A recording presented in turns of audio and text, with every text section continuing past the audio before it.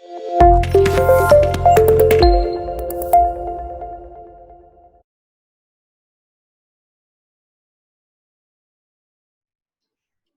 Question हमने करा when the bill was retained till maturity. अब हम एक क्वेश्चन करेंगे when the bill is discounted with the bank. Discounting का केस है question number 7 TS Grewal. A sells goods of rupees 10,000 on 1st March 2019 to B on credit. B accepts a bill. तो A कौन हो गया? Drawer. B कौन हो गया? ड्रॉई। Transaction कब हुई है? 1st मार्च को हुई है। ठीक है। Bill amount payable for 3 months. तो 3 मंथ्स का बिल है। 1st मार्च, 1st अप्रैल, 1st मई, 1st जून प्लस 3 डेज, 4 जून हो जाएगी डेट ऑफ मैच्योरिटी। अब क्या हुआ? A discounts the bill at 6% per annum. Discounting charges 6% per annum from the bank on 4th April. Date बहुत important role play करती है। On maturity, the bill is met by B. खुशी की बात है। Pass the journal entries in the books of both the parties. Journal बनाना है A का भी, B का भी, ड्रॉअर का भी, ड्रॉई का भी। बाकी सब तो सही है। डिस्काउंटिंग चार्जेस देखना कैसे कैलकुलेट होते हैं। जर्नल एंट्रीज पे तो आएंगे। वर्किंग नोट में आपको क्या कैलकुलेट करना चाहिए? Discounting charges. बैंक कमीशन उस हिसाब से चार्ज करता है डिस्काउंटिंग चार्जेस की जितना बैंक को वेट करना पड़े। अब अगर 1st मार्च को बिल आया है, 1 महीने रखने के बाद ए ने बिल डिस्काउंट कराया 4th अप्रैल, 4th जून, तो अब मई जून बैंक को 2 महीने वेट करना पड़ेगा। तो बैंक जो कमीशन चार्ज करेगा 2 महीने के हिसाब से करेगा। 3 महीने जो बिल का टेन्योर है, नहीं, पूरा नहीं। बैंक उतनी कमीशन चार्ज करता है जितना बैंक को वेट करना पड़े। तो बैंक को 2 महीने, जितना बिल में टेन्योर बचा हुआ हो, 2 महीने के चार्जेस लगेंगे। आप 2 महीने पहले जाके बैंक से पैसे ले रहे हो ना, तो बैंक को 2 महीने वेट करना पड़ेगा। डिस्काउंटिंग चार्जेस, बिल कितने का है? 10,000। Rate of discounting charges 6%। कितने पीरियड के कटेंगे? 2 मंथ्स के। तो ये बहुत इंपॉर्टेंट है। टाइम पीरियड उतना होता है जितना बैंक को वेट करना पड़े। तो 6 2 12, 2 2 कट गया, 0 0 कट गया, तो डिस्काउंटिंग चार्जेस 100 रुपीज। मैच कर रहे हैं? ठीक है। अब जर्नल एंट्रीज। डिस्काउंटिंग चार्जेस की कैलकुलेशन भी समझ आनी चाहिए। जर्नल एंट्रीज तो वही केस बेस्ड है। ए और बी की बुक्स। ए ने बी को सामान बेचा 1st मार्च 2019। ध्यान से देखना।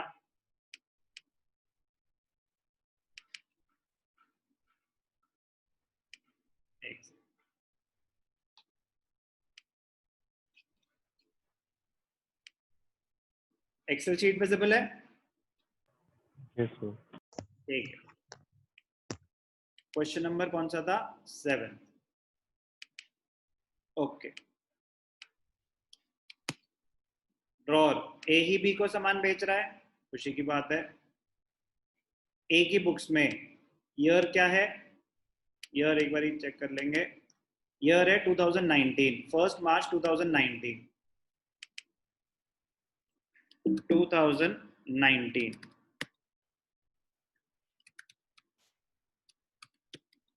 मार्च 1। क्या हुआ? ए ने बी को सामान बेचा, B debited to sales account. कोई जीएसटी नहीं है तो डायरेक्टली 10,000 का सामान बेचा। ओके, 10,000। और बी ने सामान खरीदा 2019 मार्च 1। परचेजेस अकाउंट डेबिटेड टू ए। कितने का सामान खरीदा? 10,000। क्वेश्चन रीड करके साइज का पता चल जाता है। पहले दोनों का जर्नल का फॉर्मेट बना लेना चाहिए, साइमल्टेनियसली एंट्री पास करनी चाहिए ताकि एक ऑर्डर में एंट्रीज पास हो।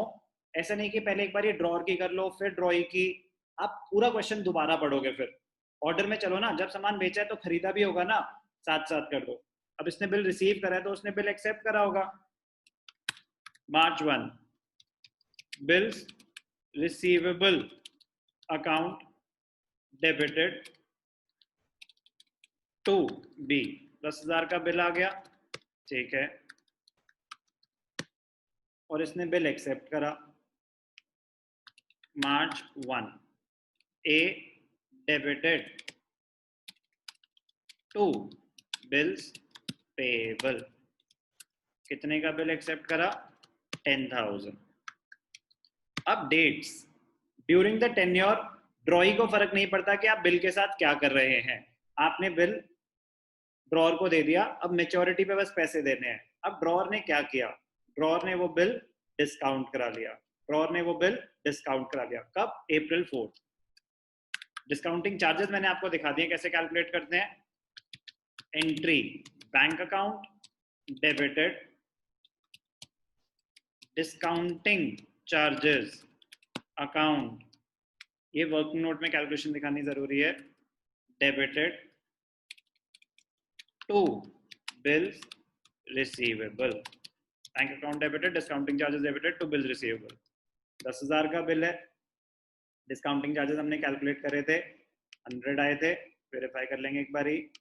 डिस्काउंटिंग चार्जेस 100, तो बैंक ने 100 रुपीज काटे, बाकी पैसे हमें दे दिए। 100 रुपीज काटे, 9,900 दे दिए। डिस्काउंटिंग ए ने कराई है, बी को इससे कोई लेना देना नहीं है। ड्यूरिंग द टेन्योर बी की बुक्स में कोई एंट्री नहीं आती। अब एट मैच्योरिटी क्या हुआ? या तो बिल ऑनर होता है या dishonour. On maturity the bill is met by B, मतलब उसने पैसे दे दिए। अगर उसने पैसे दे दिए तो पैसे मिले होंगे बैंक को, ए को इससे कोई लेना देना नहीं है, ए का बिल अब नहीं रहा।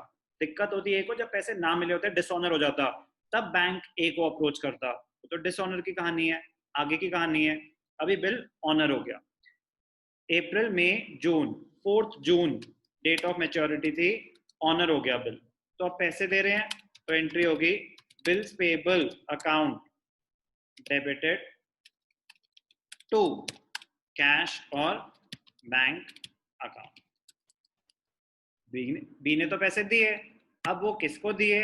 उससे ए को कोई लेना देना नहीं है, बैंक को दिए। बी की बुक्स में, ड्रॉई की बुक्स में ए की एंट्री पास होती है पेमेंट की, bills payable account debited to cash और बैंक। चाहे बिल रिटेन कर रखा हो, चाहे डिस्काउंट करा रखा हो, चाहे एंडोर्स करा रखा हो, चाहे बिल सेंड फॉर कलेक्शन, उसकी एक ही एंट्री है। क्योंकि डिस्काउंट करा रखा था, बिल ऑनर हो गया, तो ए की बुक्स में एट मैच्योरिटी कोई एंट्री पास नहीं होगी। Question over. क्या केस सीखा हमने?